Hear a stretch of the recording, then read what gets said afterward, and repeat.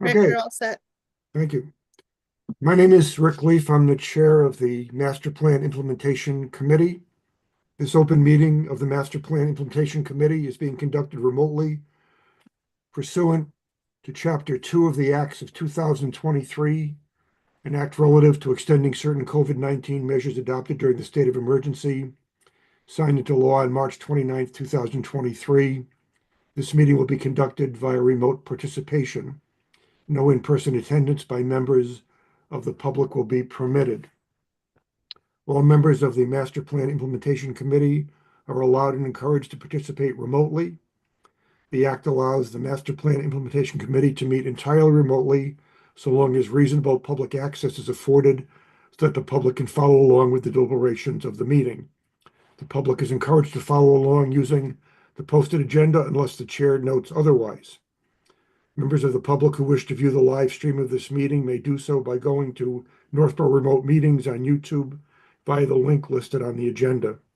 Ensuring public access does not ensure public participation unless such participation is required by law. This meeting will not feature public comment. I'll take attendance now. Julianne Hirsch, I think Amy said Julianne is at a CMRPC meeting tonight. She's not here. Amy Paretsky? You muted, Amy? Here. Oh, No, thanks.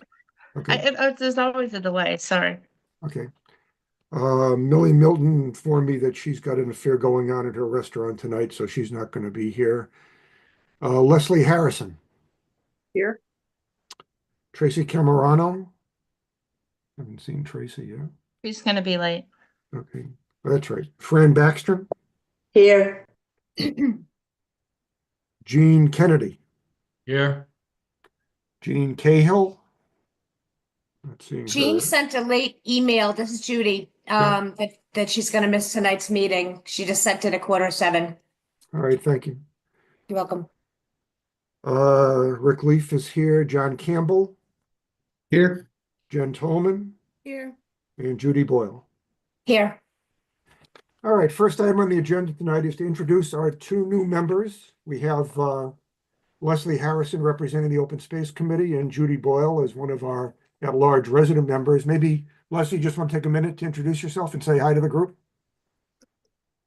Excuse me. Hi, everybody. The Open Space rep. I'm also on the Community Preservation Committee and the Historic District Commission. I was on the planning board way back when in ZBA, so I'm making my rounds. So I'm happy to be here. Good. Well, welcome to the committee and look forward to having you. Thank you. And Judy.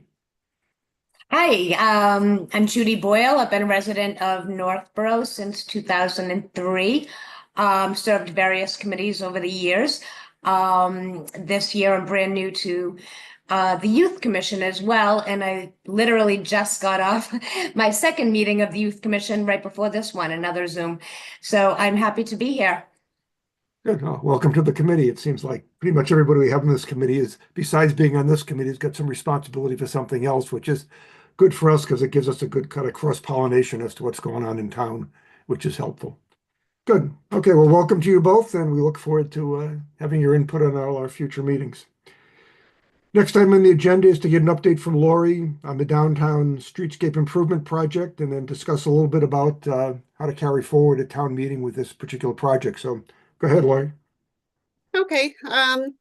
So of course, as you folks know, we had our first community outreach workshop on February 26th. It was held at the public library. We had about 50 people in attendance, so that was about what I hoped for and expected. So people had a lot of great comments, a number of questions. I thought overall that people were supportive of the project.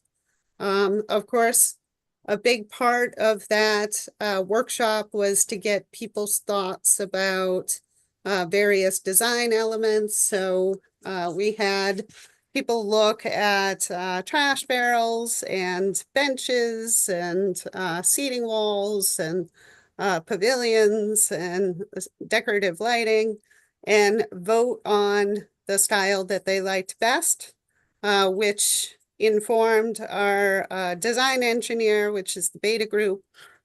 So they're taking that information and then they're going to find a style that is cohesive, that's kind of in keeping with the elements that people said that they liked. So since that time, Scott Charpentier and I have been working with them kind of behind the scenes on certain engineering aspects. Like today, we were talking about the island in between the 10 Blake Street and the roadway. There's going to be a sidewalk, so we were talking about the configuration of that and what that could look like. And the reason why we're doing this stuff behind the scenes is because I'm applying for 2 grants. The first one is called an MVP grant. It's Municipal Vulnerability Preparedness Grant. And that application is due April 4th. And as part of that application, they have a pretty extensive application process. And what they fund is pretty much climate mitigation measures. So they're particularly interested in the green infrastructure features. So that's the rain gardens or bioswales, the porous pavers, the street trees. So any of the green aspects of the project is what I'm going to seek funding from them for. The second grant that I'm interested in applying for is a Complete Streets Construction Grant. So we are eligible for a total of $500,000 over a 4-year period of time. So my plan is to ask for the full $500,000 for that. Then I did submit a request for $1,850,000 in an article for town meeting. It didn't go over very well with the Financial Planning Committee and the Appropriations Committee. So when speaking with the DPW director and the town administrator and the finance director, we thought that it would be prudent to reduce the ask. So instead of going in with the 1.8 million, we reduced the ask to 1.1 million. Unfortunately, it didn't seem to make a difference to either of those committees because they voted not to recommend approval of this article at town meeting. So that is an important consideration as we're going forward with the presentation prep for town meeting. So essentially, in order to have that project go forward, we're really going to have to sell it to the townspeople so that they vote down the 2 financial committee recommendations. So we can talk about that later. But another thing that I wanted to ask you folks for is a support letter, because obviously this committee was instrumental in the Downtown Revitalization Plan report, which the Streetscape project grew out of. So it seems natural that you folks would hopefully support the grant application. The good thing about this grant application is that they do fund up to $3 million. However, they don't have a lot of money. So most of the projects that they fund are in the $1 million range. My plan is to ask for less than that because I want the funding. So I want to our application to be attractive to them.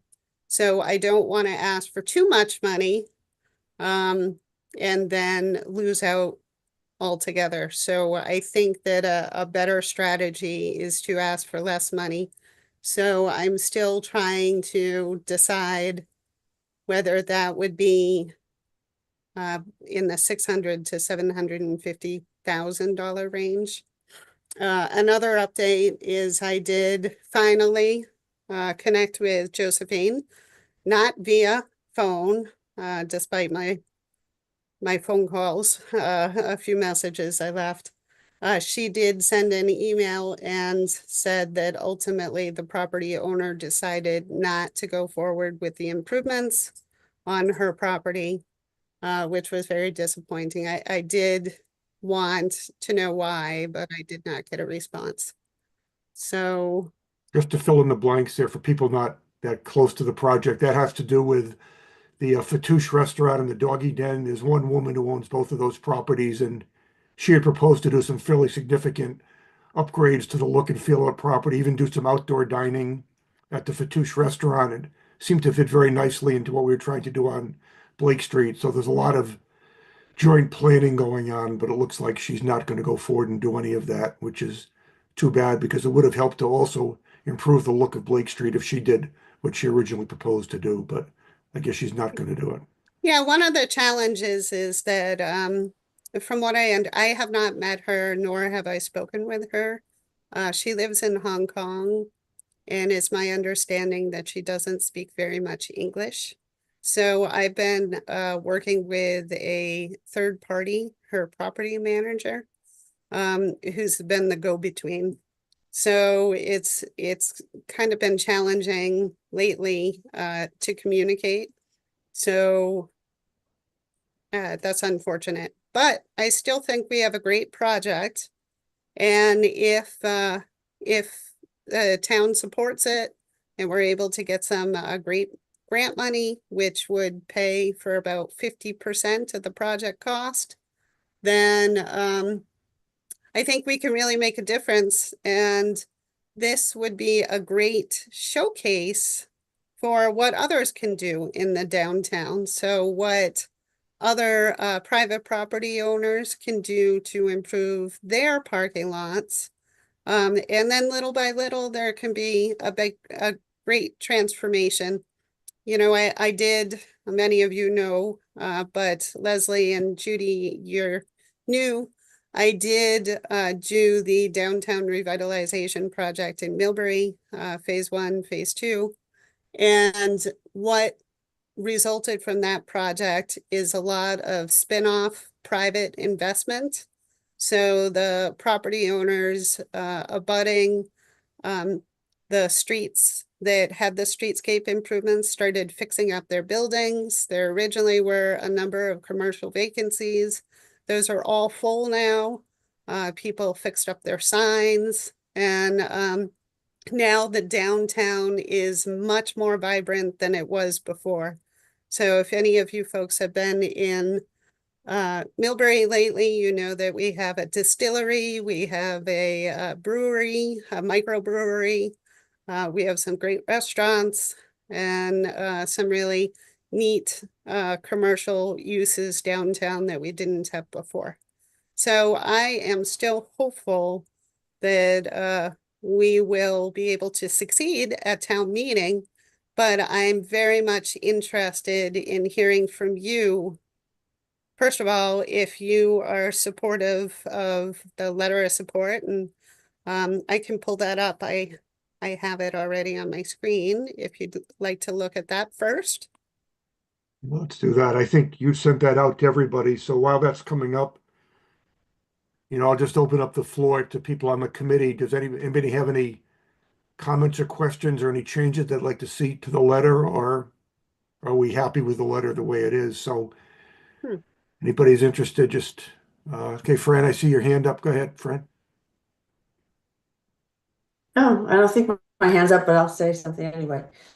Oh, I think it was, I So- made a mistake. You had you were muted. I thought that was your hand up. I'm sorry, but go ahead. Oh, that's all right. I mean, well, I'm happy to speak. I think that we should be very supportive of Lori going out to get this money, because regardless of what happens to the warrant article at town meeting, the money will be in hand and it can be used to improve that area, maybe on a smaller scale, but still improve it.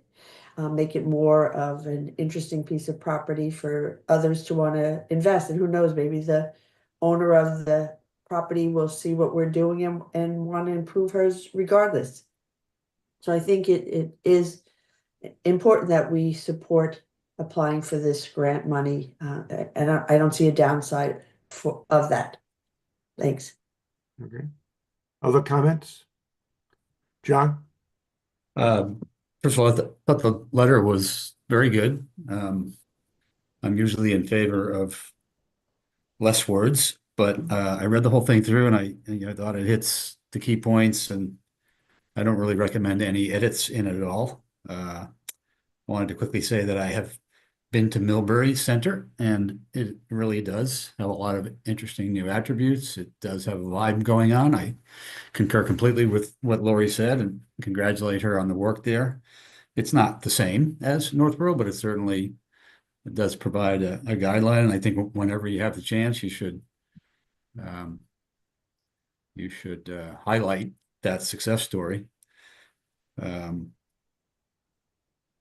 was my 2 cents for now. I wanted to get into it a little more.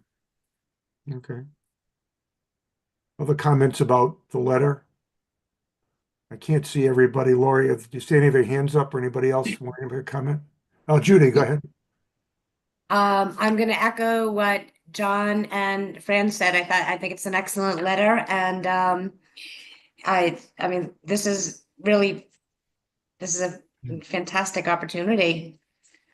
Thank you, Lori, for finding this. Thank This you, grant. Judy.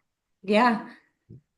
You just have to figure out how ask for the most without sounding greedy. Is this the one you were Yes, talking it's- about? It's always a fine line. It's like playing poker. So is it, if you ask for too much, you just get shot down? You know, Okay. sometimes if you ask for a smaller amount, then what ends up happening is they give you the leftover money. So if they were inclined, they like your project, but maybe there are other projects that they like better, but here you're asking for less money so they can accomplish your project at the same time. That's kind of a strategy I've used in the past, and it's worked out for me previously. Lori, on the grants, your application and the prospect of getting them is not dependent on town meeting money, so it's not like a matching grant? It is a matching grant. So the Complete Streets grant, so the good news is that the Complete Streets grant is a federal grant and the MVP grant is a state grant. So you can use each of those grants. You can use federal grants to match state grants and state grants to match federal grants. And then also what I'm doing is the MVP grant response is this summer. So normally their grant deadline was later in the year. It was like June timeframe, but they boosted it up 2 months, which means that we will still be putting the finishing touches on the bid documents. So I can use the ARPA money that we haven't spent fully as a match. And then I can also use in-kind services. So I can use my salary for the work that will be devoted to grant management, as well as Scott Charpentier's assistance on doing inspections. And the other great thing is we were able to secure a $30,000 economic development earmark, which is being put towards this project as well. So I do have more than enough money to cover the MVP required 10% match. So regardless of what happens at town meeting, I still will be okay there, although certainly it'll look better if my match is like $1.2 million than if it's $100,000. Any other questions or comments? Just have one quick question. Josephine's property doesn't affect the Pierce Street sidewalk, right? I know it would affect the Blake Street, but does it affect the Pierce Street one, or can It they does still not. do? No, Okay, because on Pierce Street, what our proposal was to narrow the street to accommodate the sidewalk. And if you look at the other side of Pierce Street where there is a sidewalk, you'll see that they had already done that. So by narrowing the street, we'll just be consistent with the fire station side where the sidewalk exists on that same side of the street. So that's good. The Blake Street sidewalk, we've been grappling with that because of course we really want to have that sidewalk. And as you know, she has perpendicular parking. It looks like it is town parking, public parking, but it's actually on her parcel. So the unfortunate thing is we're gonna have to put the sidewalk behind those parking spaces, which isn't ideal by any means. So one of the things that we've been talking about is to use the brick crosswalk style of the stamped asphalt that is on Route 20 and have that actually be a sidewalk instead of a crosswalk.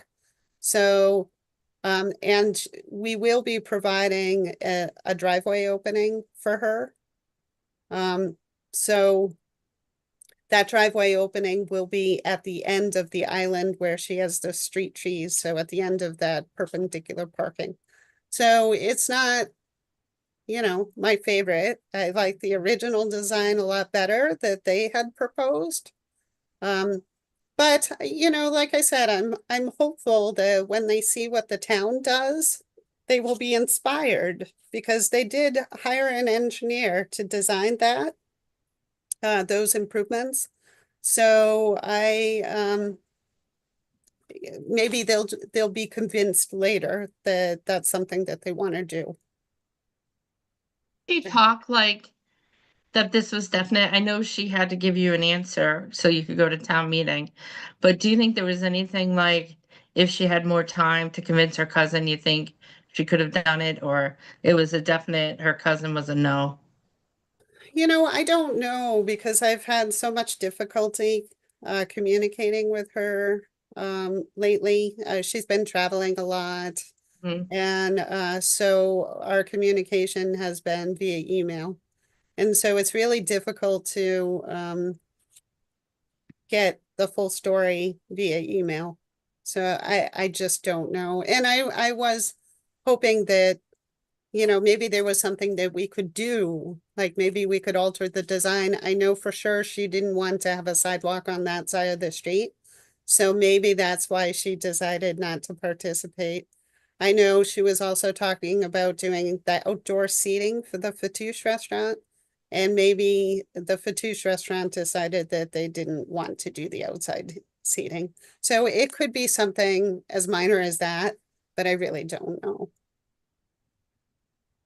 And once again, Just for ask a quick people, question to get up to date a little bit. Rick, is I'm that sorry, okay? what was that, Leslie? I just want to ask a quick question if it's okay with Rick to Sure, just go- get myself up to date a little bit. sure, go So ahead. this person, Josephine, owns the Doggy Den and Fatouche properties? No, she's the property manager for this woman in Hong Kong. The woman in Hong Kong owns the property. Josephine is the property manager who's the go-between between us and the owner Okay. in Hong Kong. So the owner owns Fatouche and Doggy, both properties? Yes, She owns the properties, but not the businesses. Okay, So the right. businesses lease the spaces. okay, thank you. Yeah. And And was she once talking again- about go ahead. the leases on those and doing the new development or? So I don't know, you know, I understand that the Fatouche is doing well. And great you know, asset to the certainly town. they It's like- they intend to stay in town as far as I know. I did speak with the owner when I dropped off the workshop brochure. and invited him to that community event. So there are more than one owner, so I only spoke to one of them. But yeah, it sounded like they're happy being in Northborough and they want to stay. Good. When I went to the doggy den, I did not speak to the property owner. I mean, the business owner. She wasn't on site that day. So I gave my card and I explained what I was doing. And I'm not sure if she actually attended the workshop or not. And I don't know what she looks like. Thanks, Matt. One more quick question. I'm sorry if I'm bogging the meeting down too much, but I'm curious about Sawyer's as well.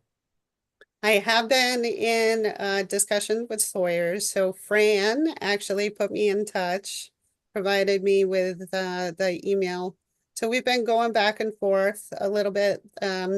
She was there at the community workshop. She had some follow-up questions for me that I answered. Fran, maybe you've spoken to her. Do you have anything to add about that? No, I mean, I spoke with her when I introduced the idea of her reaching out to you and participating. I do know that they are trying to build up their business at that location. Obviously, they own two of the buildings over there, the family, and that they are hoping that Sawyer, the bowling alley, starts becoming more popular and are looking forward to having that whole area be more vibrant so that it, people realize it is open for business. Yeah, that would be my And concern. I want is to keep bowling on Tuesday night, so I'd like them to stay on in business. It's such a then. great business. I would just hate to see it go down. I mean, I'm all for the streetscape and all for the development, but I'm worried especially about Sawyer's because it's not a business that can just relocate, obviously. So, Well, this streetscape project is just on public property. Okay. So we're just going to be redoing the sidewalks. We're not going to be touching any of the buildings at all. Other than, of course, we own 4 West Main. right. So there is the possibility of doing something with that building that's ultimately a select board and a town meeting decision. But all the other buildings, those are privately owned, private property, so we have no intentions of doing anything, demolishing any buildings. That's for, the property owners to decide what they want to do. Great. Okay. Thank you. Okay. Helpful for getting me up to speed a little bit. Thank you. Are there any other comments or questions about the letter, John? Well, I wanted to discuss the project as a whole, if it's okay. If What you, I'd like to do if we could, if people are okay with the letter and the idea of going for the grant, what I'd like to do is just get a motion on the floor that this committee agrees to this letter and authorizes Lori to send it on her behalf. Then we could talk more about the project unless you feel you need more information, John, before you're willing to authorize sending the letter. no, I agree with you. I am in favor of the letter. Okay, are there any other questions about the letter? Hearing none, can someone make a motion that basically says this committee is in favor of sending a support letter as presented tonight and authorizes Lori to send it? Chair, I make a motion that the committee support the letter for the downtown streetscape project and that I recommend signing it. Is there a second for that? That second, Okay. Any other further discussion? Hearing none. Take a roll call vote here. Fran, aye. John, Aye. Amy. Aye. Jean, Aye. Jen,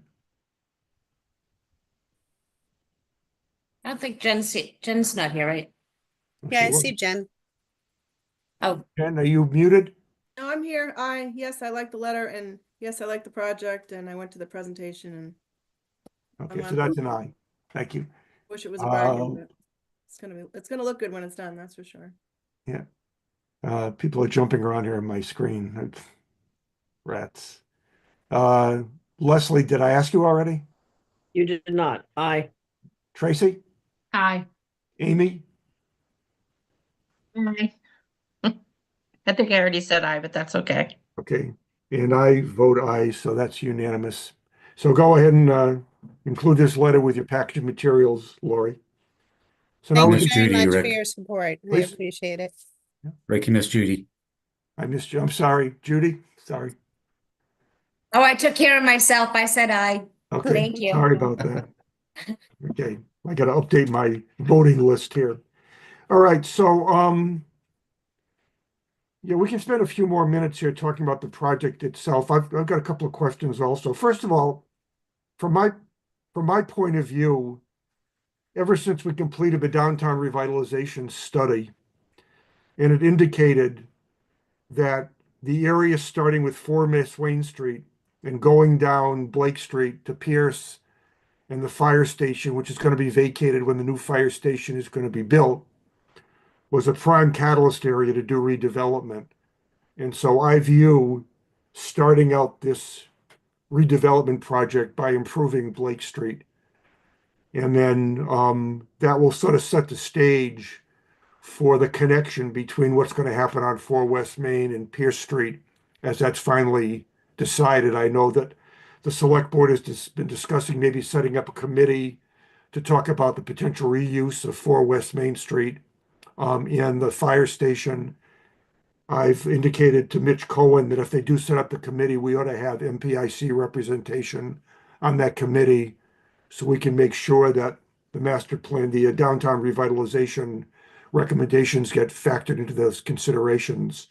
But I just view Blake as the first really nice redevelopment opportunity downtown. It's north of Route 20, doesn't really get involved too much with the concerns about the Route 20 corridor itself. And as Lori mentioned, it sends a signal to everyone else that the town is serious about doing something in the downtown area. And it shows the residents who overwhelmingly, when the master plan was done, indicated the most important thing they thought the town should do is improve the downtown. So on a number of fronts, it starts to show some movement towards that. So I think, one way or another, we're going to need to support that. I guess the question I have for you, Lori, when you talked about revising the ask at town meeting from 1.8 million to 1.1, what is it that's not going to get done on Blake Street now if the 1.1 is funded but not the 1.8? So I think we're still going to be okay. Assuming that we get the 500,000 Complete Streets grant and we get the MVP grant. So Okay. right now, the cost estimate, and of course it can change because of course they're making revisions based on that public outreach workshop. And now, of course, they have to change the sidewalk configuration based on the fact that the property owner of 1014 doesn't want to participate. So I'm not sure how those changes will affect the ultimate cost. But the cost estimate that they had provided me with was $2 million. So if I apply for 750,000 from the MVP program, 500,000 from the Complete Streets grant, and 1.1 million from the town, then I'll have a really good contingency. Sometimes, of course, I'm concerned about the economy with all of the tariffs that people are talking about and whether they're going to be in place or maybe they're not going to be in place. I do expect that that will impact the cost of construction. So I really want to have a healthy contingency in case the cost estimate, in case inflation goes through the roof and the cost estimate for the $2 million is no longer accurate when we go out to bid. So if we get the funding, we will go out to bid in January of next year. So we're talking about 2026 pricing, not current pricing. So I put in a buffer there is the long and short of it. So I think we'll still be okay. And if not, we'll just have to reduce the scope of the project. Okay. John, you had some other comments? Thank you, Rick. I do. Echoing what you said earlier, I really feel like the project is the first tangible and visible example of downtown revitalization. So if we as a committee are all in favor of it, I think we need to bring to bear every resource we can think of to campaign for it. I'm not optimistic that it would pass at town meeting simply with our presentation and leaving it to the debates that happen on town meeting floor. Town meeting is getting more contentious, and I expect that it would be. Evidently, there was not enough free cash to fund it. So when I glanced at the Financial Planning Committee's recommendations, but as you mentioned, they recommended against passage, and they appear to say some 900,000 of it would need to be covered by debt, and that the impact on taxpayers would be about $17 per year over 10 years. It's not a lot. Personally, I would spend $17 a year toward that, but not everyone will agree. And if anti-tax advocates speak at town meeting, on top of things such as the fire station that people have had to bear and all the other economic uncertainty that you just mentioned, it could turn against, the tide could turn against it. So I've sort of been thinking to myself, how do we energize townspeople around it? As happens with many other town meeting articles, if you can get people enthused and you get people to come to town meeting, which is a challenge in the first place, but we may need to get votes into the town meeting that are in favor of it. So I was wanting to ask committee members, what do you think about social media campaign, email lists? Many of you have extensive followers, certainly more so than I. How about yard signs, campaign signs that are often done? I checked with my sign friend, and we need around $200 to get a reasonable pile of yard signs, and I'd be willing to put some personal money into that.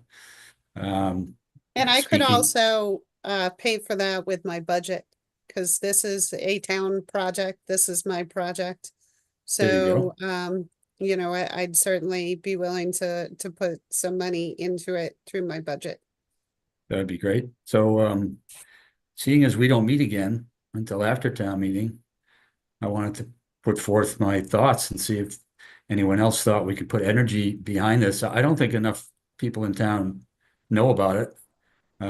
The public hearing was great, but I think most of the people there were committee members, and you know, very few. The number of citizens just wasn't that many, so I don't think that a lot of people know about it. And even if they did, you know, how do we get them to get enthused and come to town meeting to vote for it? I feel like we need to put these efforts in play to give it a chance, because I'm a little bit concerned that it won't pass if we don't. So I wanted to see if other members were on board with some of those thoughts. Well, here. Judy, go ahead. Thank you, John. And just so I'm clear, and then certainly of what we can and cannot do as committee members, MPIC committee members.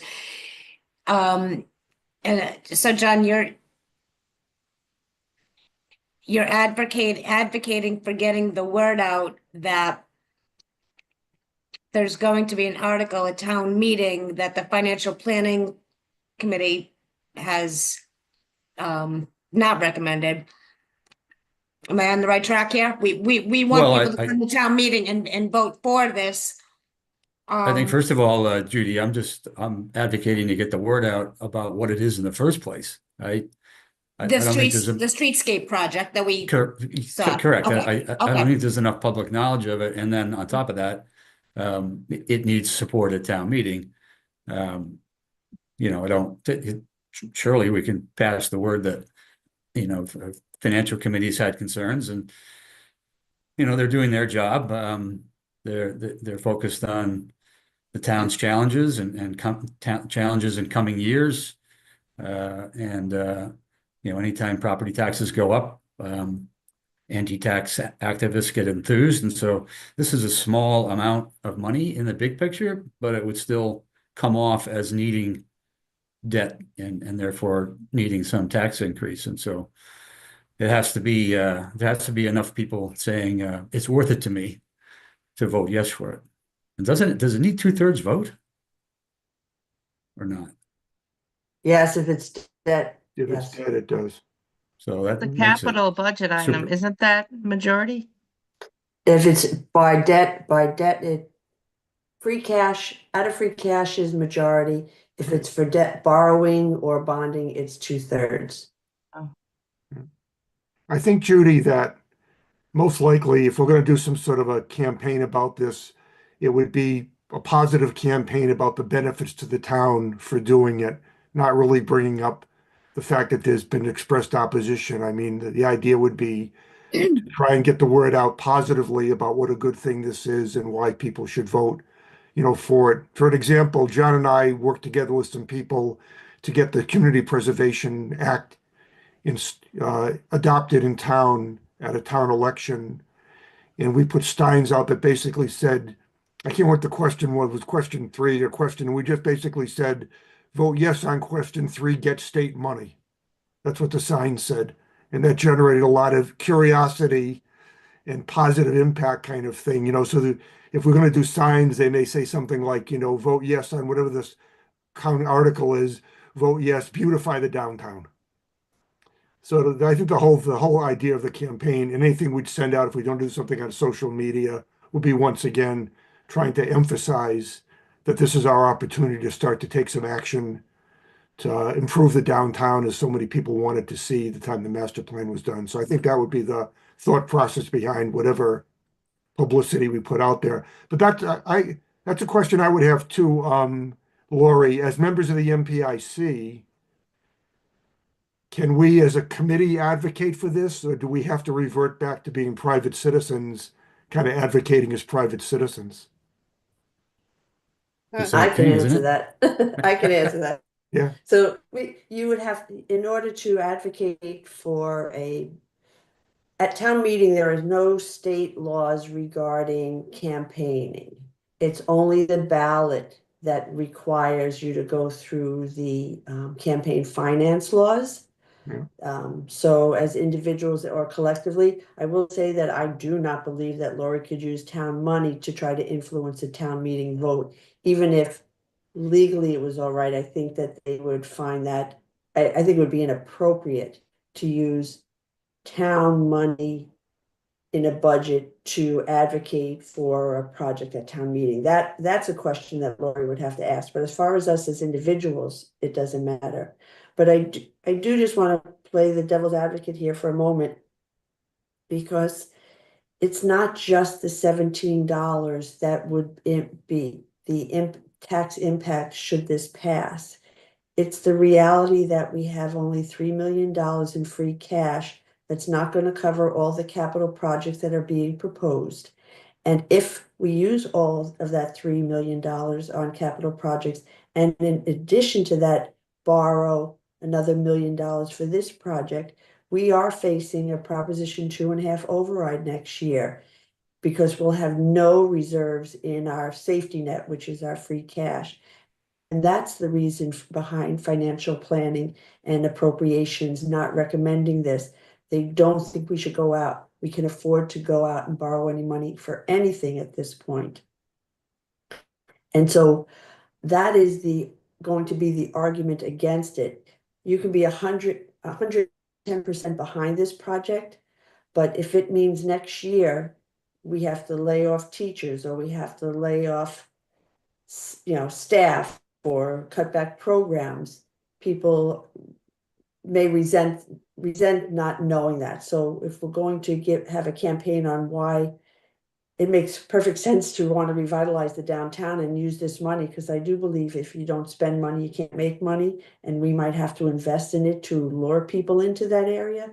But we have to see the much bigger picture, where the town is in a financial difficult time right now, and difficult choices are gonna have to be made about staffing and programming, not just, beautification. So we'd have to be really careful about that. Rand, following on what you said, in a worst case scenario, do we know that there's a free cash number that the project could receive? Just throwing it out there, what if there's 500,000 in free cash and, Mhm. do we consider even amending it on town meeting floor? If what you say is true, that, Mhm. that going out for debt and that the argument is going to be about the potential future for next year, then, that may be hard to overcome Right, in well, that's voters' why, minds. to me, I mean, this project was put for borrowing because of the uncertain dollar amount that we really need, is how the finance director has been presenting it.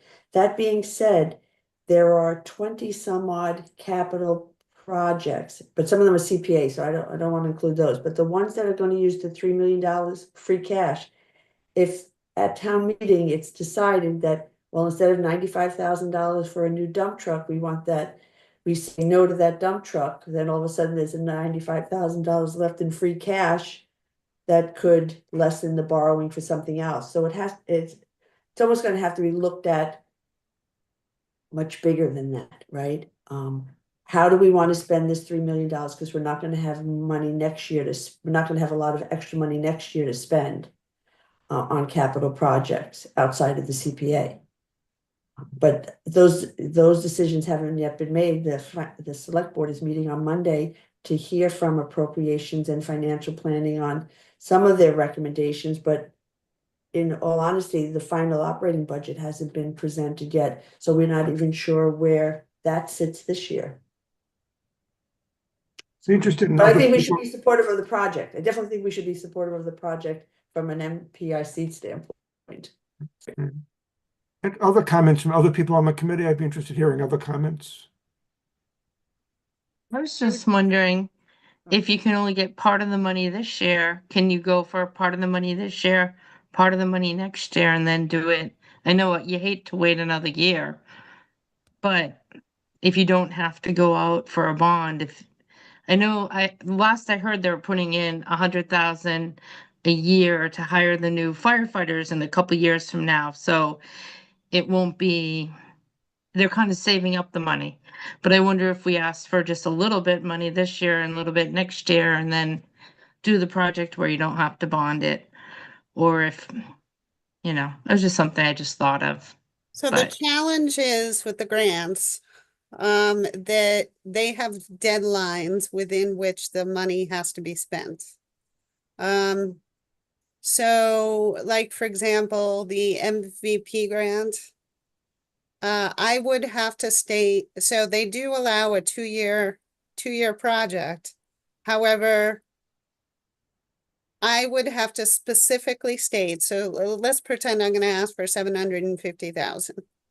So I'd have to say how much money is gonna be spent in, from, say, April 26th to June 30th, 26th. And then I'd have to say the balance has to be spent within the following fiscal year. So I would have to fully expend all of that money by June 30th of 27. So it's not so easy for me to split up this project because of the mobilization. So if I have to mobilize, like, for example, they do all the sidewalks at the same time for the most part, because that's the most cost-effective way for a contractor to do that. So they're not gonna wanna like mobilize and then go away for a year and then come back. That's not fiscally wise. It would end up costing us more money, and then we'd have a mess for 2 years instead of 9 months. So, yeah, that town common grant, probably it wouldn't went work. a couple years, but we didn't start, we didn't start 1 year and then continue the next year. It just took 2 years, almost 3 to get started. But we Yeah, the sat on challenge the is the grant. fiscal years. Yeah, So of course, the fiscal year starts July 1 and ends June 30th. And these grants are based on this fiscal year. So the construction season, of course, is April to December. Sometimes there's like little Mickey Mouse items that they carry over to the winter, but for the most part, the major construction has to be done by December. So So what would you do if the article fails at town meeting? But the grants could still come through independent of the town meeting vote, right? So if that was the case, what would you do? yeah, I mean, so the Complete Streets grant would be paying for streetlights and sidewalks. So they'd be paying for the vertical granite curb. So it would be the work that is paid for is the work that would be done. So what might unfortunately happen is that we end up having those new sidewalks installed. So we cut up Blake Street in order to install the vertical granite curb. And then we don't have any money to pave Blake Street. So Blake Street now looks like a mess. So that's the possibility. We might have the money, like for example, the municipal parking lot is a mess. It's cracked, there's potholes in it. There's no grant money to pay for that. So we could have a beautiful pocket park. We could have beautiful landscaping and nice sidewalks. And then all of the pavement is a disaster because that would be the town's responsibility. So regardless of whether the streetscape project would go forward, someday that municipal parking lot has to be paved because it is in poor condition currently. And part of the reason I suspect why the pavement is in such poor condition is because there's no drainage. So that's another complication.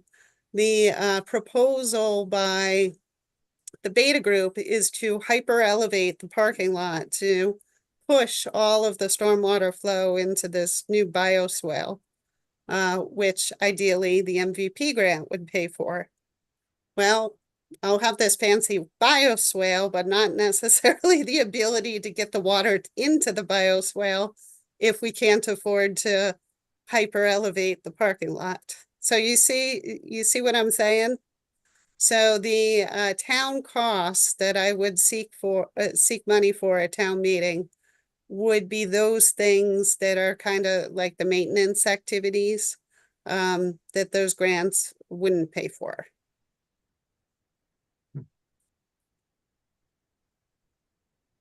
I mean, we can do it that way. I suppose what we could do is we could do all of those other elements and then wait a year. And then, of course, people will see how bad it looks.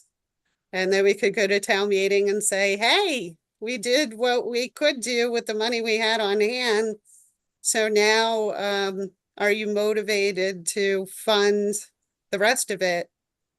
So that we have this, nice new functioning parking lot and Blake Street doesn't have, patches along the gutter line. I think this is the problem that we have here in town is that there's no strategic planning long-term like that. Like it could easily, pull money off a different project to help do this. But instead, as you said, if we only get the grants and not the town money, it looks crappy because it's not going to be a complete project. And once again, everyone's like, ugh, downtown, so we really have to have the plan all the way communicated to the townspeople. So I think an article in the paper, as John said, maybe some signs. There's a guy in Framingham who prints them up pretty cheap. We've done for open studios and stuff. I think maybe do like a, the Trails Committee has an opening on April 1st, set up a little table, if anyone's available to chit chat to the public, kind of get, make a little flyer so people understand, here's the grant money. This is what the town is responsible for, to kind of differentiate so people understand. It's not just, oh, they need $1 million to pave a parking lot. It's, oh, here's the project. Here's what it's actually, this is what the grant money's for. This is what the town money's for. Let's make it a complete project instead of half doing it. And then and everyone's like, now what? I mean, I'd be happy to help coordinate, like if you want to do an event on site. I went to the library one. I thought the presentation was great. If you wanted to do like a question and answer, coffee or something, I'd be happy to help coordinate that. If that helps, if people would show up, I don't know, but I think just communicating to people, this is what the story is. Because as you just said it, if that's what's They're good. said in public, it's going to, say, oh, wait, ding, ding, ding. We need to do this and shave money off some other useless thing that's being overly budgeted for. Also, the town administrator had asked me to do a information session on the CPC articles, as well as on the zoning amendments that the planning board was proposing. So I taped that, was it yesterday? I think it was yesterday. But we could also do another show. And actually, I was told that the deadline is like next Friday. But we could do a show on this project and, explain it. It would be on cable. It would also be on YouTube.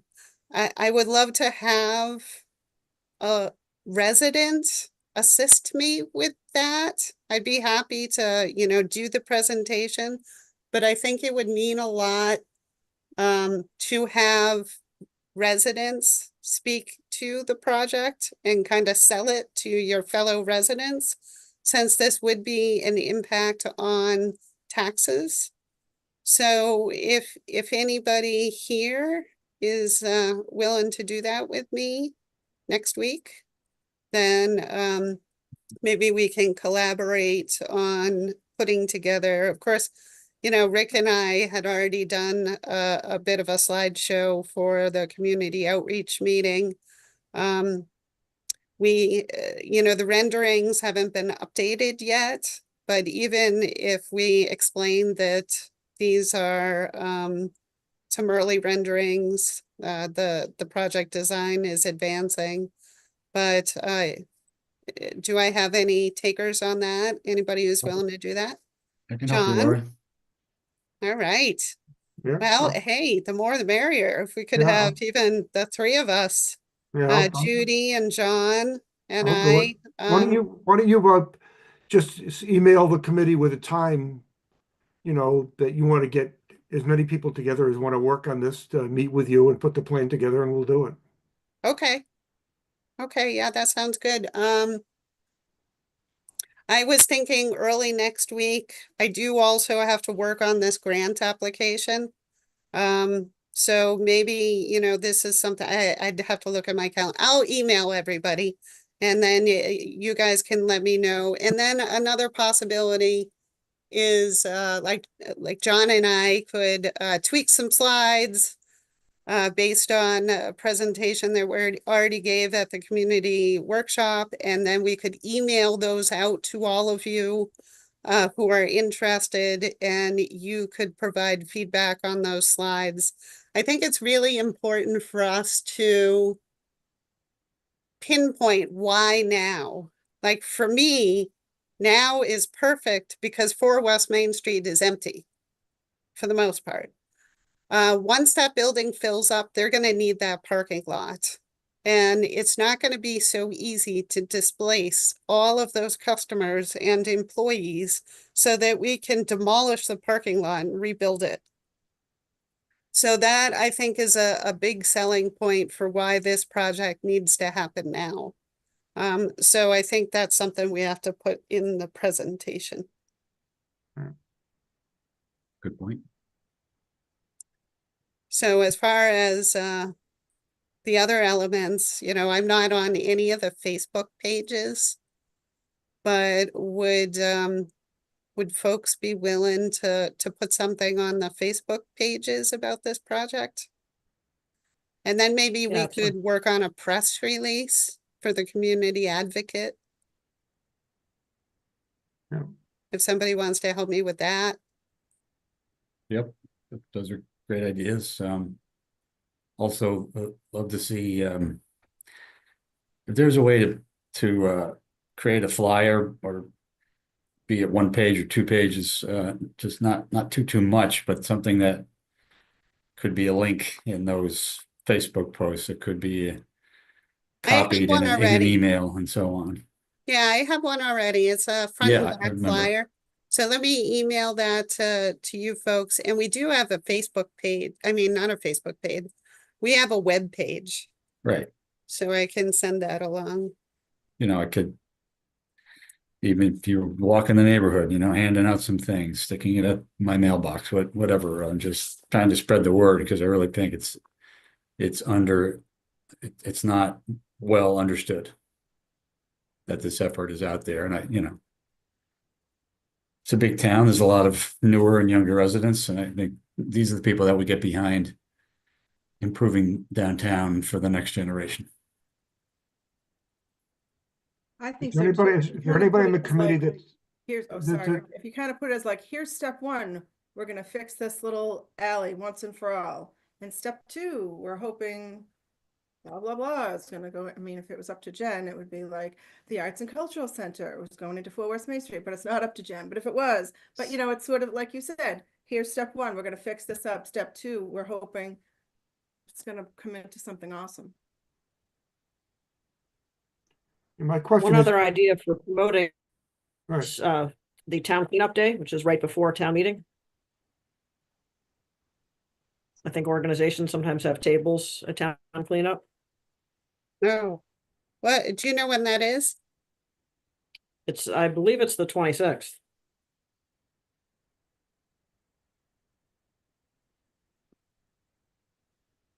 Is anybody willing to volunteer to do that event? I'm gonna out of town. Coming back the night before town meeting, actually, but what is that, a Saturday? The time means the 28th, Yeah. so that's Saturday, the 26th? But that's April 26th. Is that Earth Yep. Day cleanup? Is that what you said? just call it's Louise Hole cleanup day, I think is how Oh, okay. I have to double check. It's my recollection, so I'm trying to find something on the calendar. Town cleanup, Northborough Community Affairs. And I do also have those big poster boards that they had at the community outreach event. So I put those on easels outside of my office. So people who come into the town hall can see those. But those would be available for town meeting. I could put those right outside the auditorium, as well as at the town cleanup day.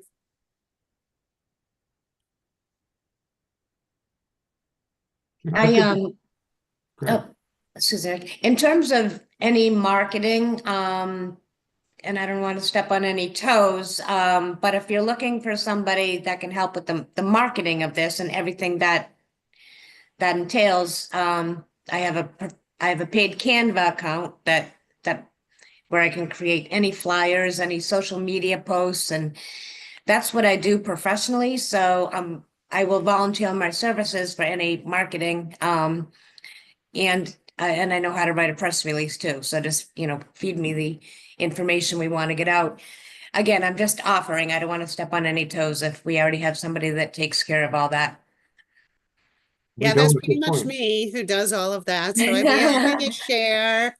I'm your new best friend. tasks with anybody who's willing to volunteer.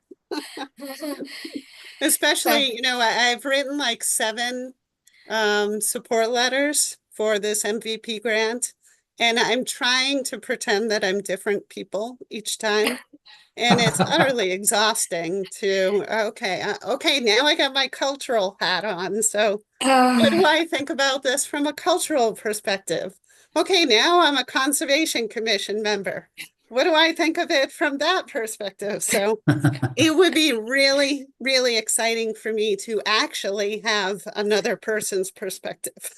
Okay, I think I'll be hearing from you and Absolutely. I would be happy to send you the flyer and the link to the webpage. And if you could draw up a press release, that would be super exciting for me. I will draft it and something like that would get. Well, we can talk, I mean.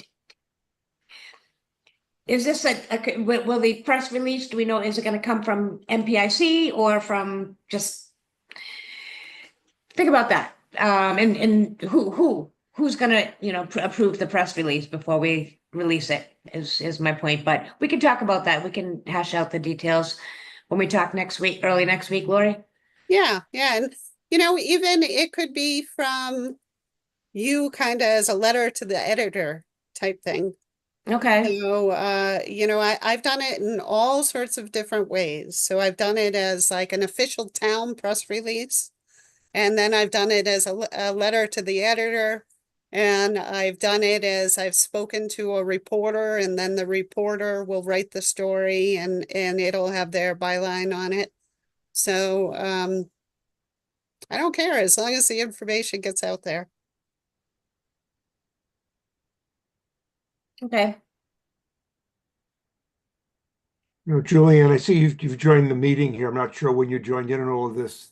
We're having an active discussion right now about what role the MPIC can play in helping to advertise and advocate for the passage of this warrant article to, along with the grants that Lori is going for to fund the Blake Street redevelopment project. Just wondering about your opinion about that.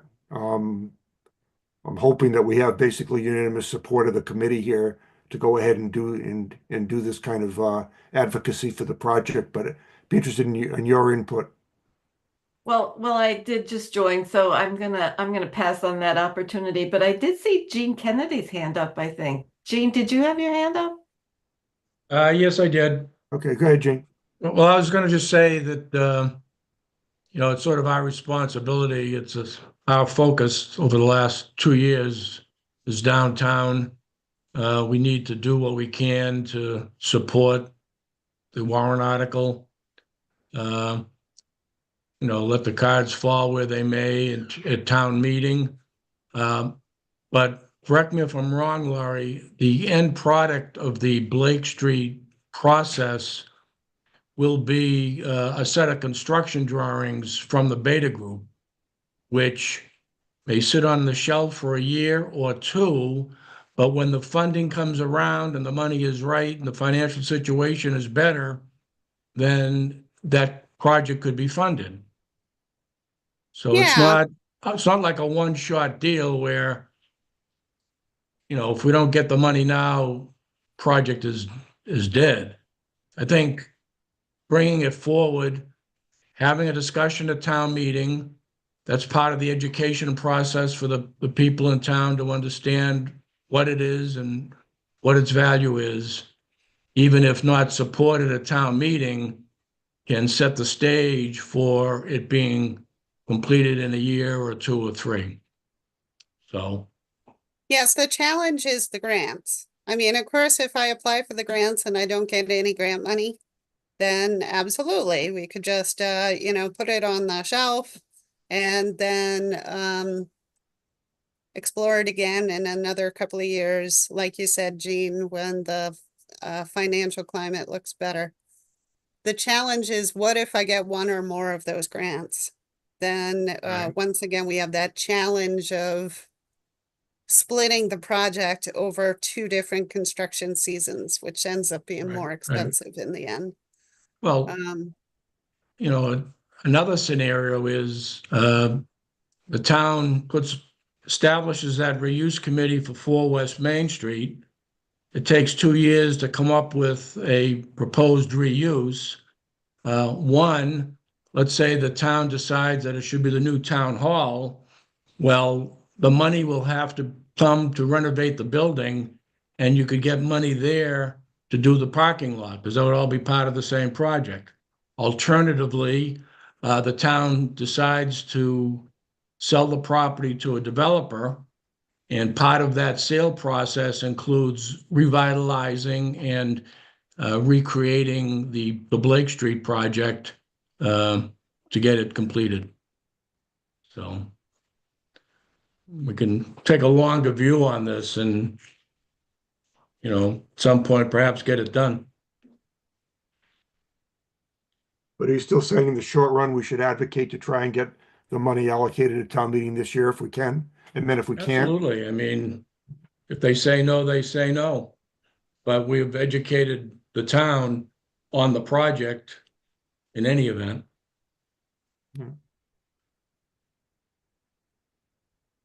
Quick question. It sounds like you watched financial planning and appropriations. I haven't.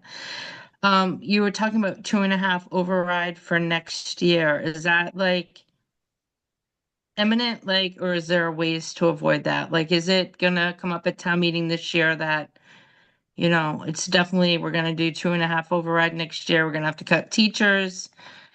Or is that something they think may happen, or is it definite?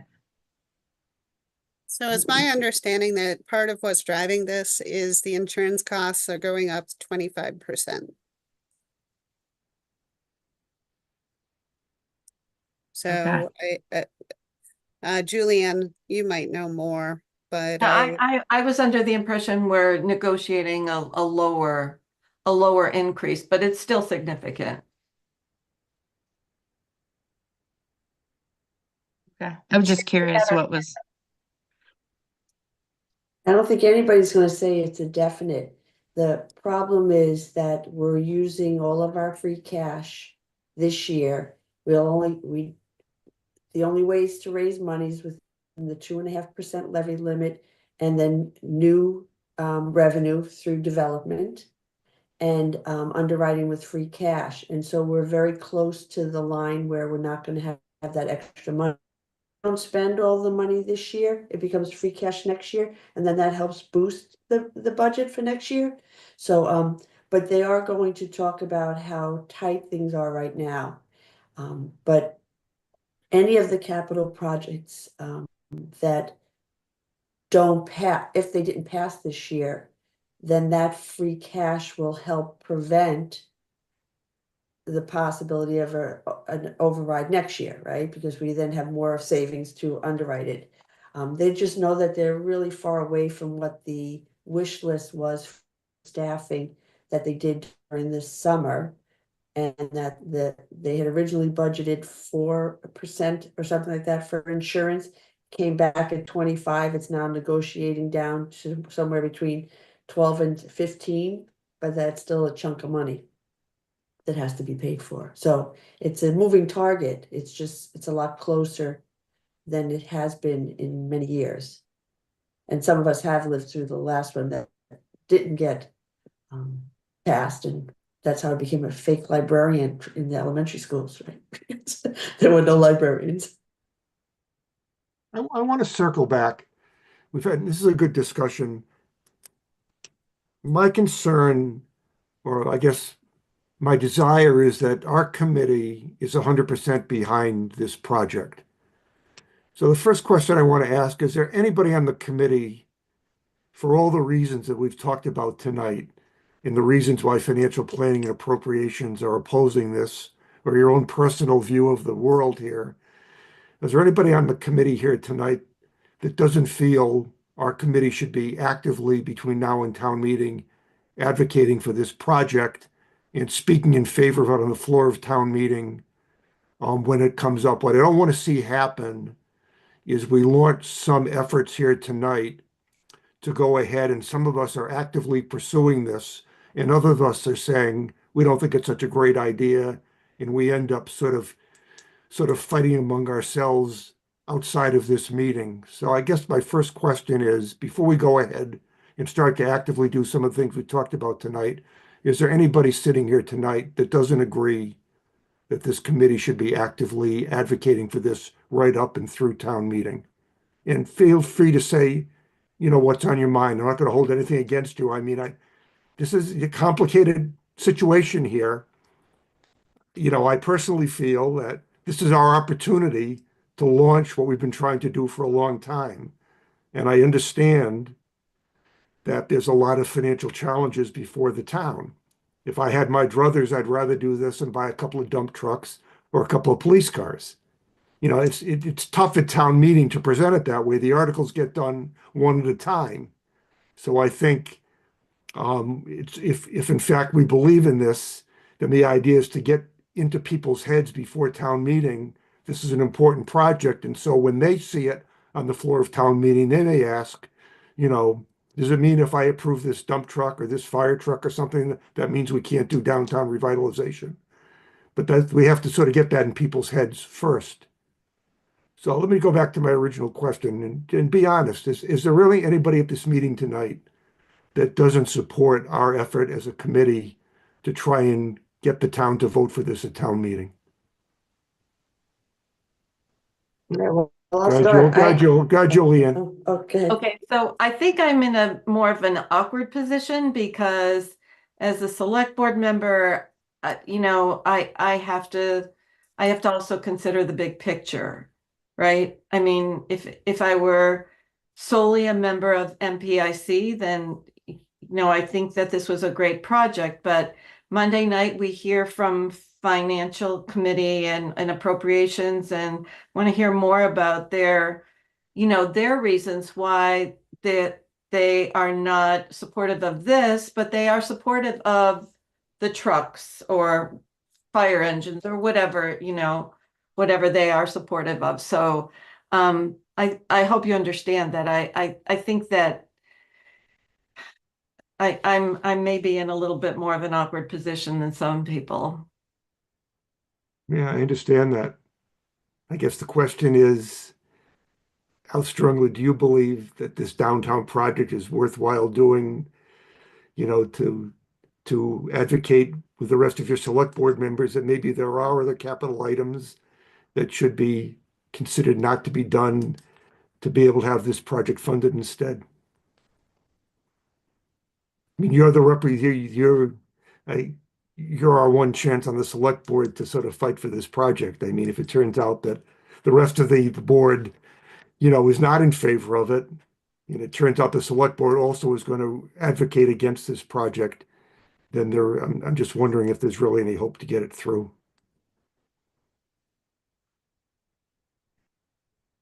I know that's a difficult position for you, but it is a trade-off between what do we want to spend our money on next year. Mm-hmm, mm-hmm. And So I really I just absolutely can't commit because I go to those meetings, here I'm supportive of it maybe, but then I go Monday night and somebody makes a case for something else, and I have to hear all arguments. So I understand. Okay. Would it be worthwhile on Monday night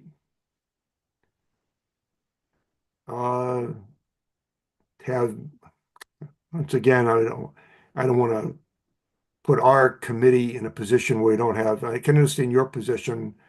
I mean, I could attend on Monday night and try and make the case for this project, before the select board as the chair of the MPIC, understanding, that you have a split responsibility that no one else in the committee has. Mhm. But I guess the question is there anybody else on the committee that has second thoughts about the advisability of doing this? Fran, go ahead. Not second thoughts, but I do appreciate the nuances of Julianne's position on this committee. But if she does believe in the project, yes, she can advocate to her other members of the select board on Monday night to say, well, maybe this is the project that we support. and we take a look at other capital projects and or, we take seriously the Prop 2.5 possibility and all that, but we still think this is money well spent. So I do hope that she does feel comfortable doing that on Monday.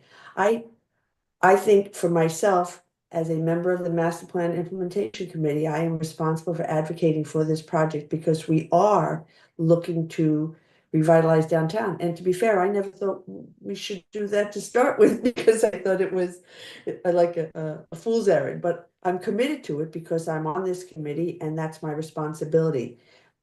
Personally, I have to look at the whole picture and say, wow, it is concerning to me the finances moving forward, but I would not publicly oppose the project to try to say to somebody you shouldn't do because of the money, right? Because that's not my responsibility as a member of this committee. We have to be behind it. This has been what we've been working on from Master Plan Steering Committee. It's always been downtown, downtown, downtown, downtown, downtown. If we don't put our money behind it now, it's never going to happen. Am I happy that it's happening now? Absolutely not. But it is. We're here. I can't see hands. Other hands, comments? Laura, you sending other hands up? Well, I would say, as we discussed then, why don't you, try and get a meeting early next week for those on the committee that want to work with you to start to advocate for this. And we'll start to take that step. I appreciate Judy's, offer to, help you out with some of the publicity kind of thing.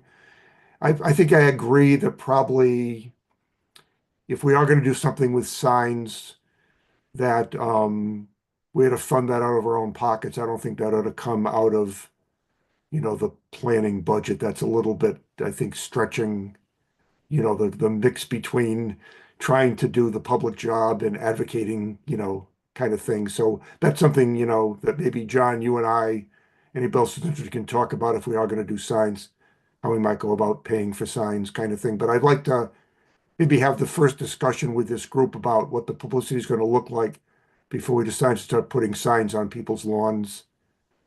I think it's a decent idea, but there's something about it that, at least tonight, isn't striking me exactly the right way. I don't know what that is. I do know, though, it was very helpful when we got the CPA passed in town. The signs are very helpful for doing that, but we can just hold off on that. So Rick, we're going to have to then schedule a meeting between now and town meeting in order to make those decisions through open meeting process.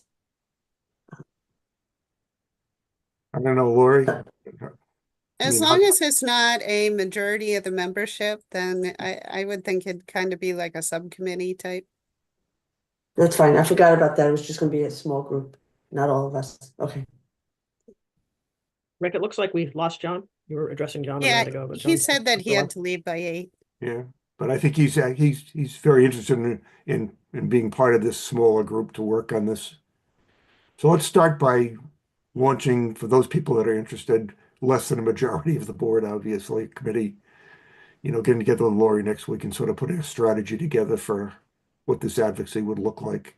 And we'll take it from there. And, Julianne, I understand, you've got a lot of balls in the air at the same time thing here. But I think, I need to also understand that downtown revitalization has been, for better or worse, the focus of this committee ever since we were formed. And there's an opportunity now to try and do something about it. And so we're just going to have to figure out how that makes sense with everything else that's going on in town. But I said before, my sense personally would be that if I had the choice to fund certain capital items or put them aside for another year and do this instead, that's where I'd be leaning. But it's going to be difficult to make those decisions on the floor of town meeting.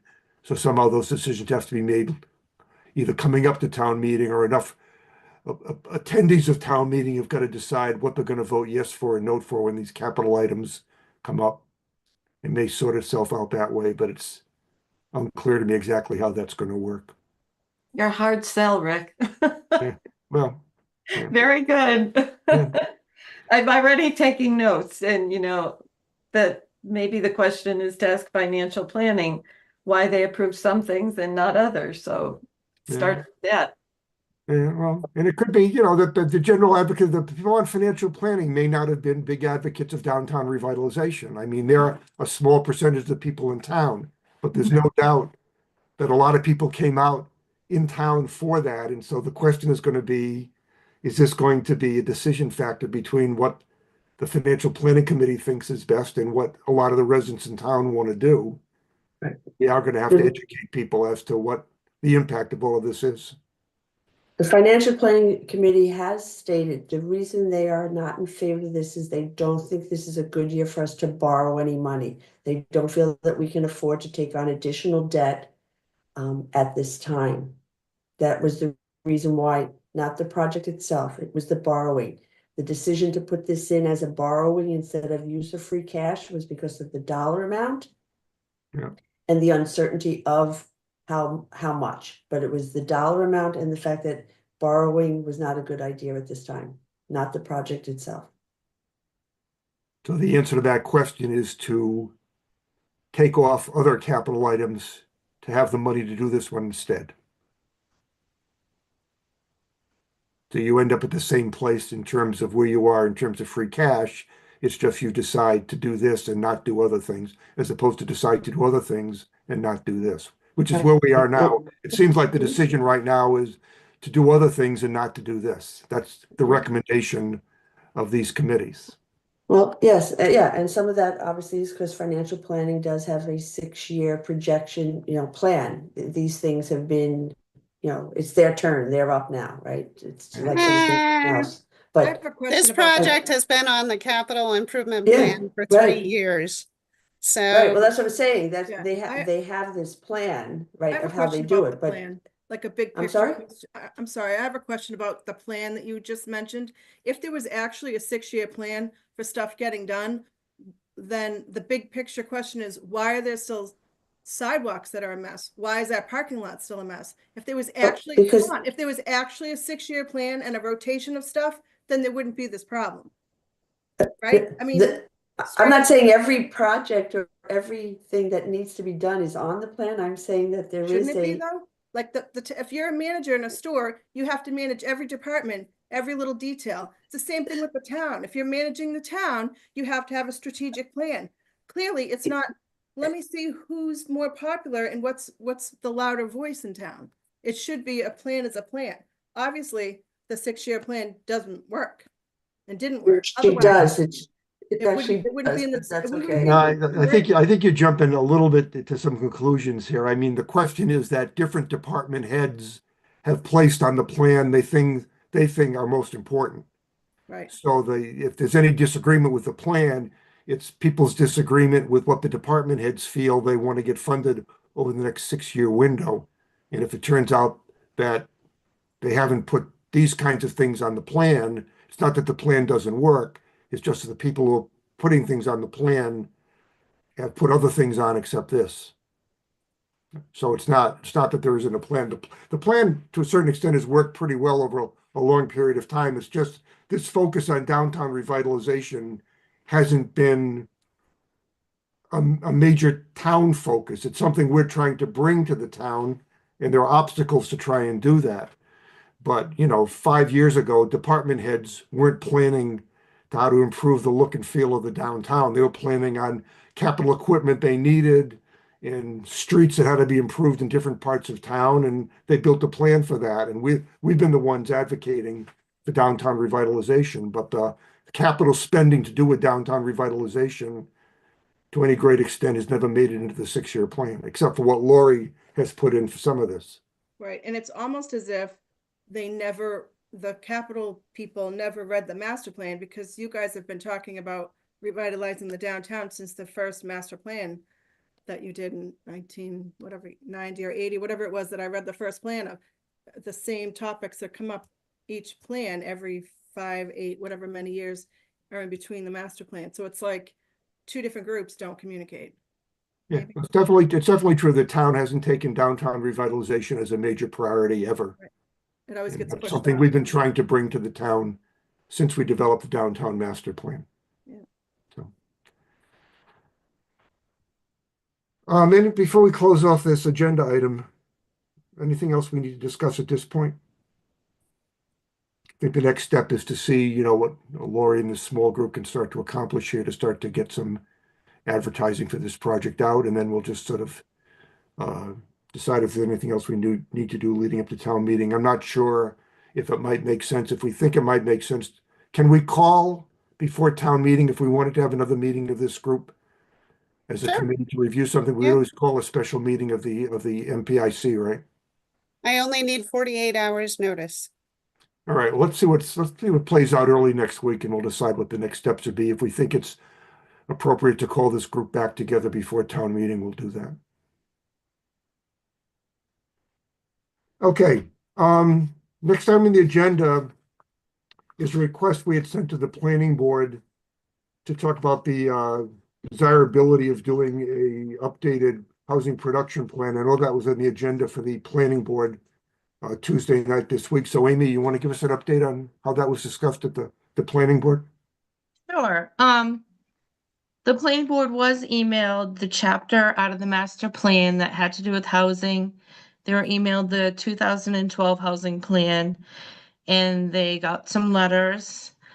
And as a board, we've spent a lot of time, we've spent the last 2 years discussing housing.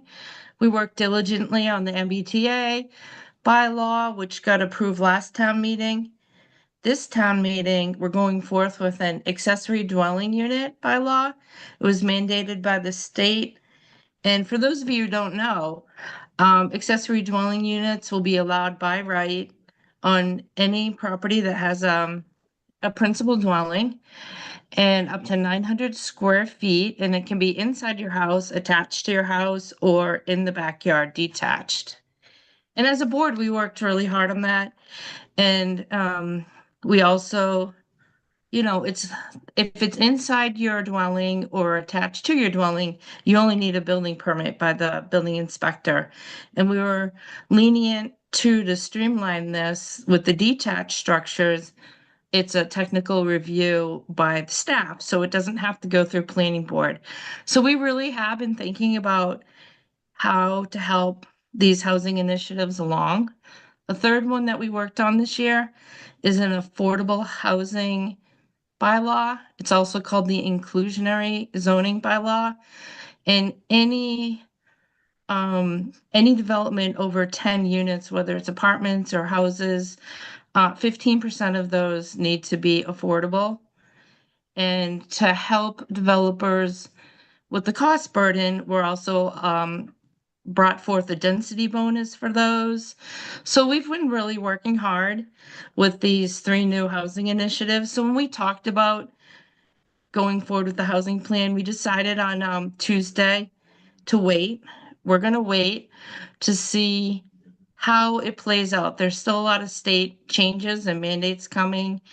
We are going through these 3 new bylaws. We just want the dust to settle, see how it plays out. Even the consultants are learning about all the new housing mandates, and I feel like if we go forward with a housing plan right now, it's not going to really bring forth anything. I want to wait to see. And it wasn't just me, it was the whole board.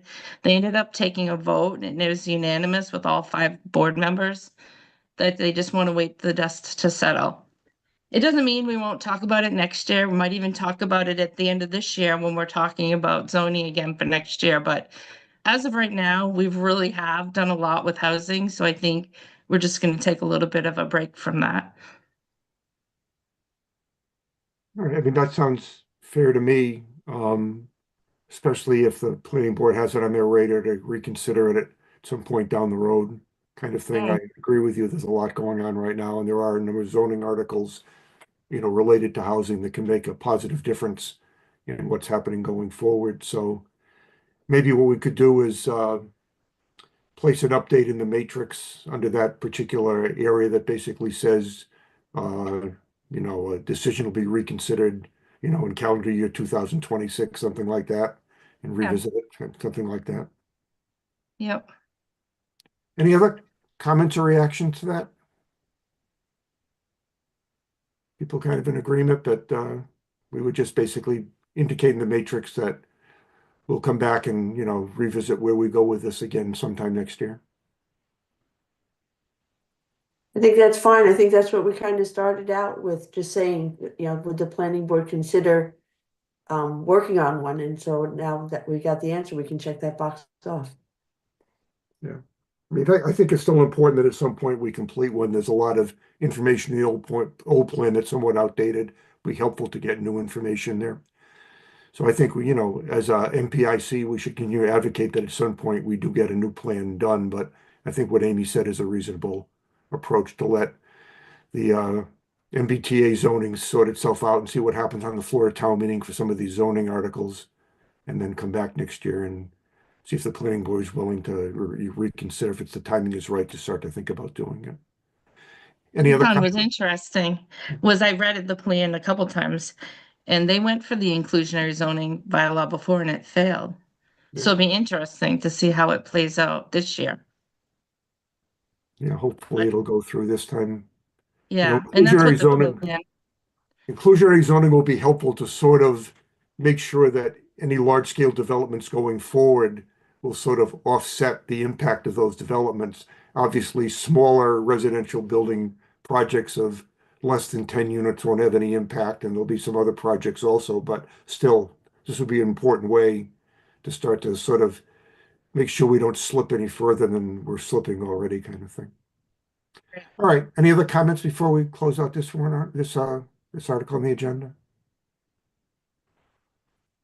All right, hearing none on that. The next item on the agenda is to talk about, we had also sent a letter to the select board around economic development, which caused a joint meeting between this last year between the select board, was it earlier this year, between the select board, the planning board, and the ZBA. Guess there was another joint meeting on February 26th, 7th, to talk about economic development. So there's a lot of activity going on right now around thinking about how to go forward with this. But I'm just wondering, Lori and maybe Julianne, if you were at that meeting also, you could update us on what happened on this February 27th meeting. Sure.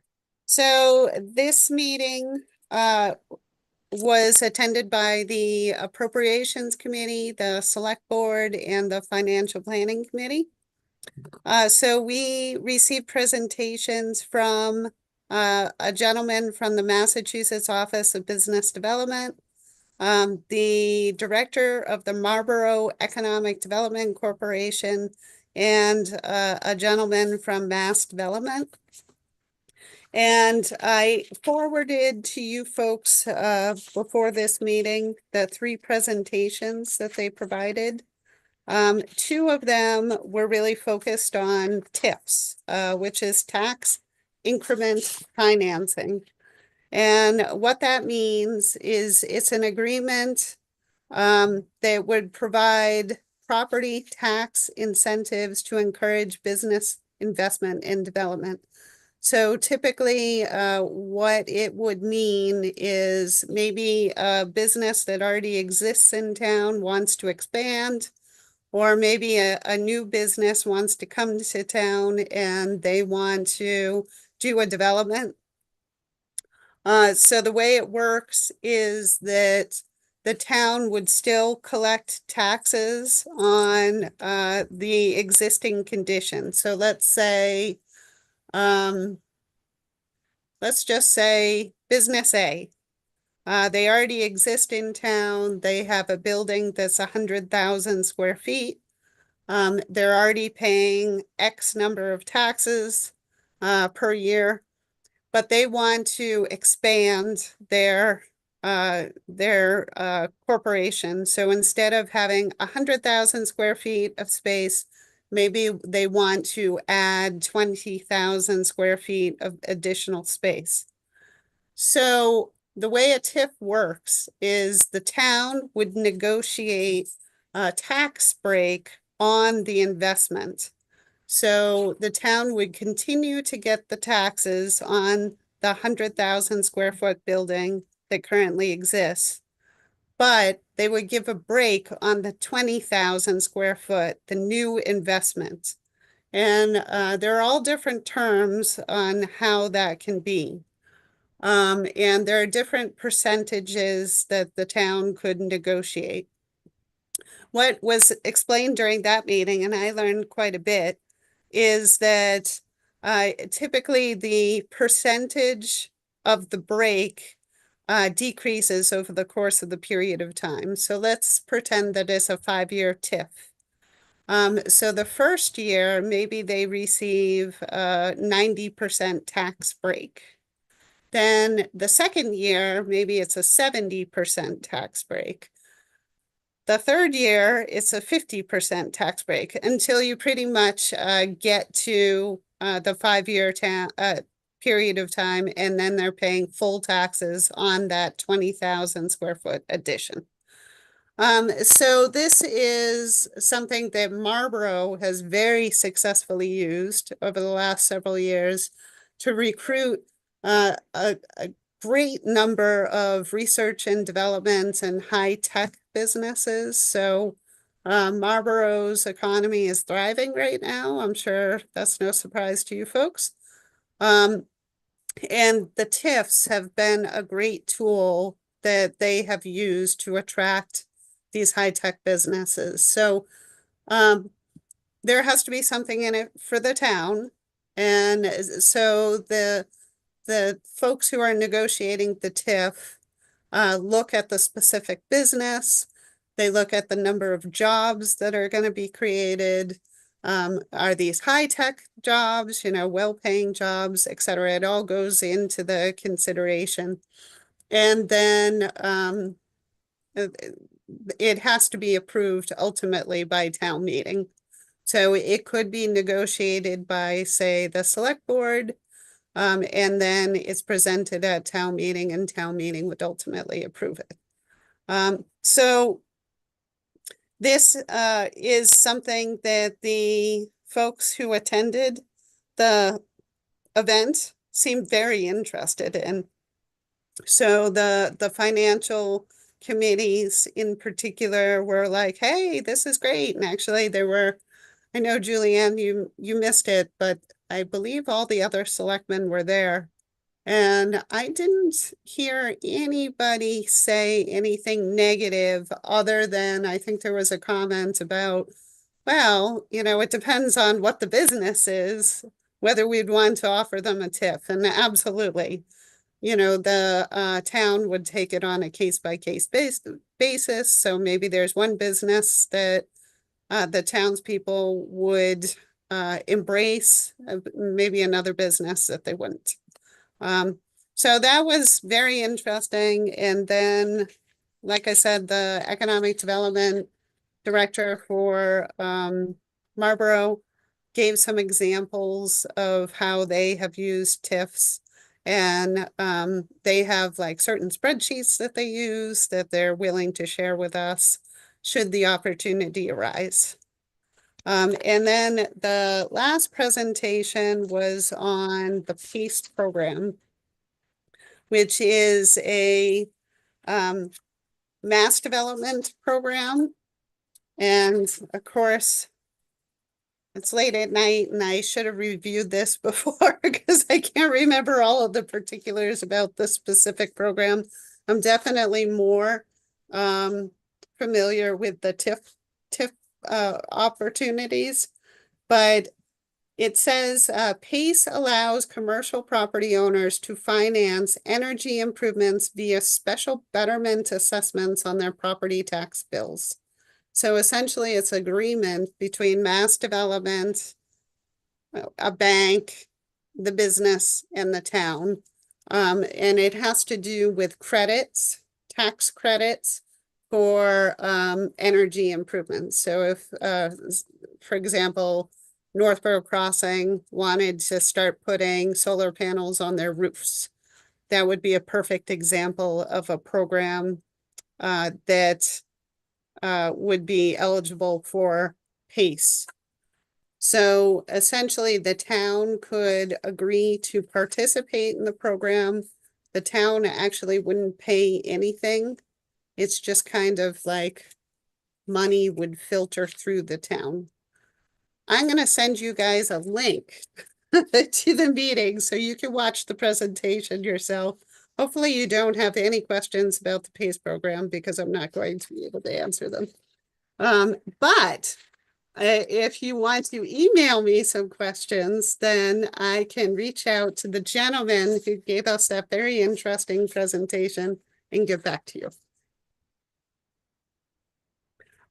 And then I wanted to give you another update about CMRPC. So the town administrator and I met with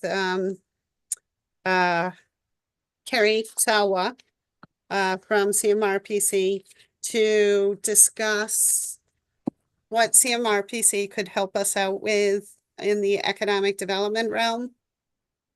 And one thing that she offered to do is to help us develop like a web page where we could help connect folks who are looking for buildings to lease or industrial property that's for sale.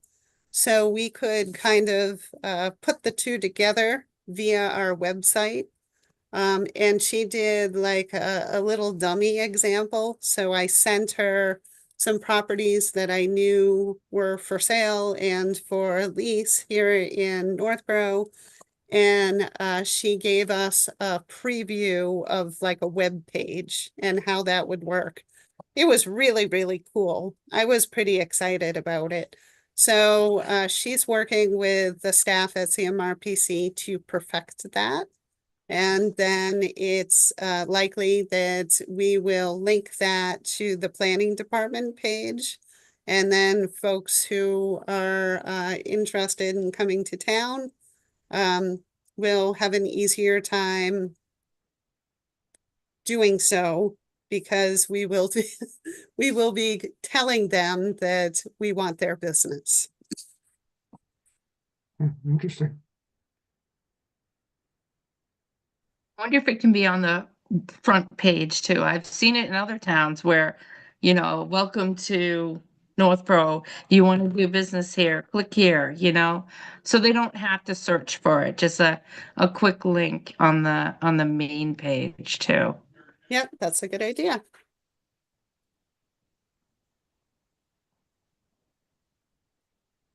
I have a question on the TIFs. So let's just say a business comes in, it's year 5, and they have to assume, you know, full tax payment. Do we ask for any guarantee that they'll stay in town you know, for years after that, or what if? Yeah, I mean, that's all part of the negotiation. So I remember that Meredith, the economic development director in Marlborough, had mentioned that they had negotiated a TIF and that specific company never ended up doing anything that they said that they were going to do. So, so they never made the investment. They were supposed to do an expansion and they didn't do that. So ultimately they ended up revoking the TIF. So in the language of the TIF, certain things can be specified. And she had said that, like, they will say in their TIFs, okay, you're planning on hiring 57 new people. You need to hire this many people by year 2, this many people by year 4, you know, etc. And then she actually follows up with them to verify that they have done what they said that they were going to do. And if they don't, there could be a penalty for that. And that would be specified in the TIF.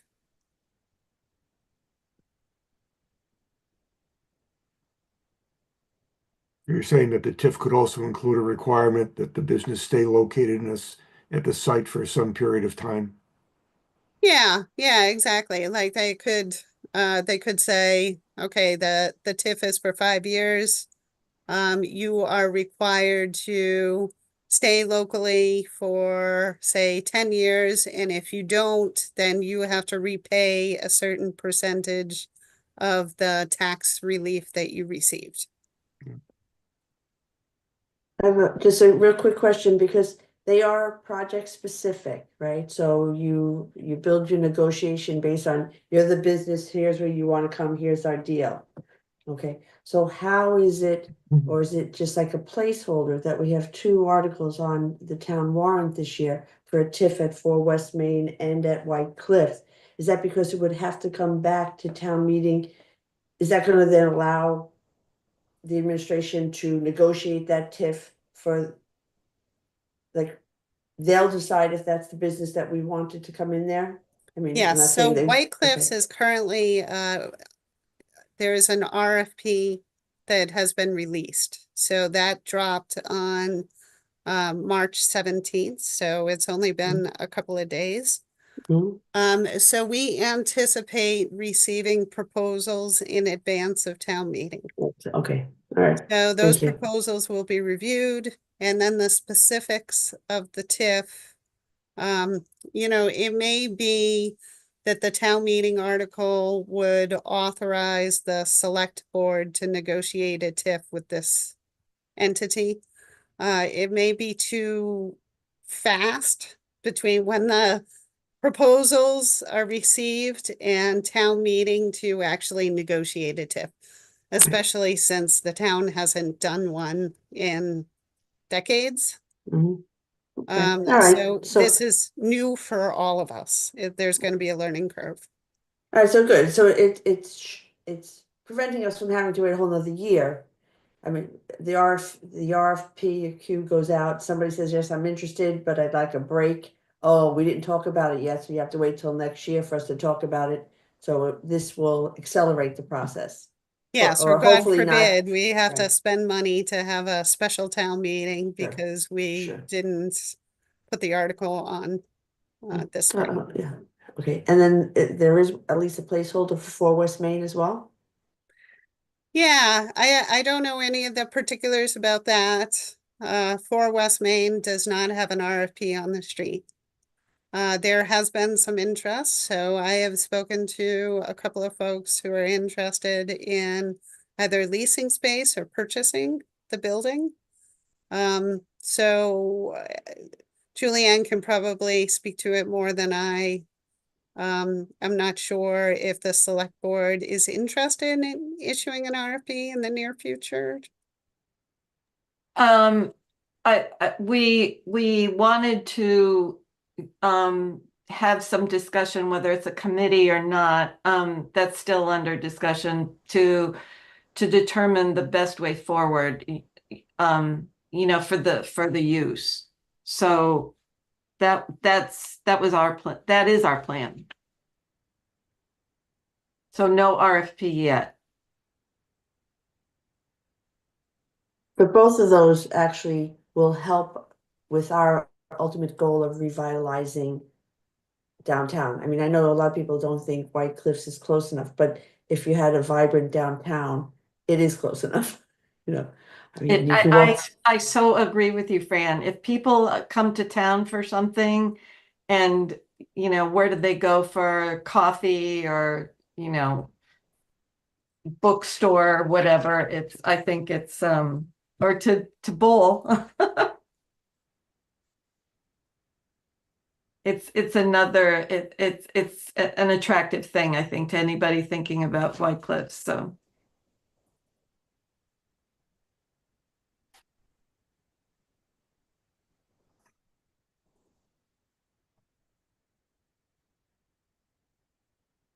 I'm glad we're getting some, specific help from CMRPC. I think the thing that's recommending there is pretty good. I think that we also talked about coming out of that joint meeting of the select board financial planning, select board, planning board and zoning board, that CMRPC may help sort of the select board develop kind of a longer term view of what would need to be done in general in town to attract businesses. We talked about what's our long-term plan for sewer and water expansion and things like that that might play into, what parts of town could become more attractive for investment in business, and maybe sort of figuring some of that out in advance of either hiring an economic development coordinator or appointing a committee to get a better idea of what areas of town where we want to focus that kind of development in. So I think that combined with some of the work that these come out of these TIFs and some of the things that CMRPC is doing combined together could help move this whole thing forward. So, any other comments or questions about this item? All right, last time on the agenda is discussion of master plan matrix updates. I think we did talk about tonight about putting something into the matrix about for the master plan goal around doing a housing production plan to indicate that, you know, that's under consideration and will be reevaluated in 2026. I'm not sure if there's anything that came out of these joint meetings on economic development that could cause any updates to some of the economic development goals in the master plan at this point. I guess the other thing I'll just say is, once again, all of us on the committee should, you know, are free to continue to look at the master plan. It's available through the website, and see if, you know, individually there are other items that you see in there that have no activity on them that you feel we as a committee should be advocating for, you know, different areas of town to move forward on some of the goals in the master plan that have either little or no activity at this point. I think we've made some good progress in kind of performing the function we're supposed to perform, which is to make apparent to the different entities in town items in the master plan that haven't had any attention, maybe should have some. So once again, that opportunity is there, and don't hesitate to suggest an agenda item for an upcoming meeting to review a particular item in the master plan and see if we want to advocate for it going forward, that any one of us on the committee can recommend that just by reviewing the master plan and, you know, sending an email into Lori and requesting that some particular area of the master plan get some discussion at one of our meetings. I know I continue to try and read the plan on an ongoing basis and keep track of what we've done and what we haven't done. Once again, that's our main job, is to keep track of what's going on in the plan and to bring forward to the town things that have not been worked on yet that we feel should be worked on.